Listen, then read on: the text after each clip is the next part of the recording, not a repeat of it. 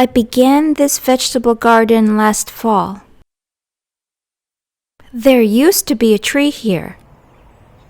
I wasn't sure how big this garden should be. To help visualize the space, I used these window vertical blinds and laid them out on the ground to figure out how to space everything. The ground slopes a little to the left. Some of the tree roots were at the surface and in the way. I did my best digging around the roots and sawing off what I could. I used 6-foot T-posts to support the fencing. T-posts are just stronger than U-posts.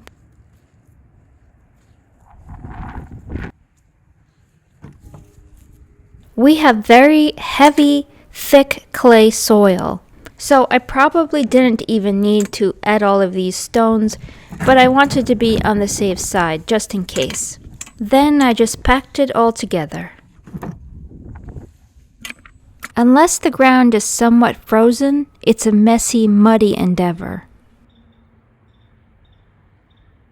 Freezing temperatures and snowfall would delay my progress, but only temporarily. Now for the fun part, if there is a fun part, the weed fabric. If I can share one tip with you, it would be to make sure you extend your weed fabric a few inches out from your border.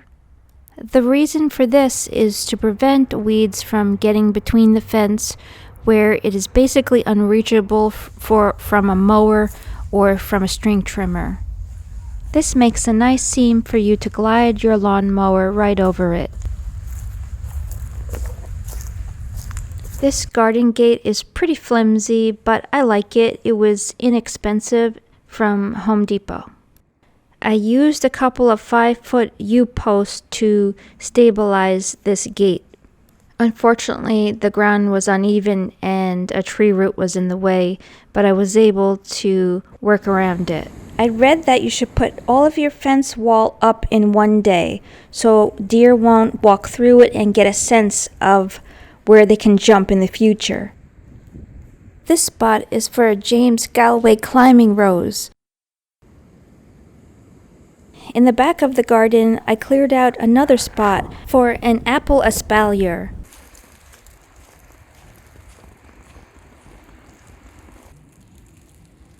I made a mistake by leaving this cold frame on this kale for too long. Therefore, it started to bolt and go to seed too early.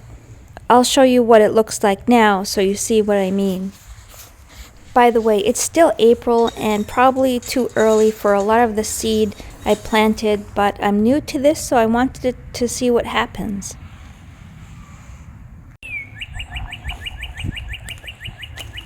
The fence is 5 feet tall and so far has dissuaded the deer from jumping in. It's also kept out rabbits and groundhogs, so far. Here's the spot I left open for the apple tree.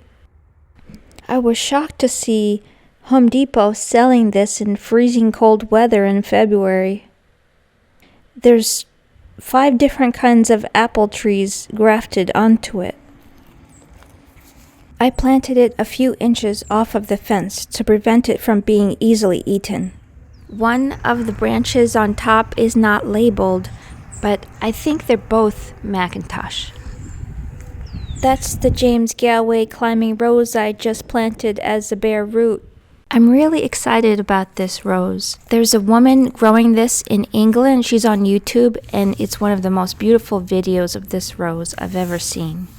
In front of the vegetable garden, I planted 3 roses on each side, 1 earth angel and 2 sensuous roses. Anyway, I hope this was of some help to you, and thanks for stopping by.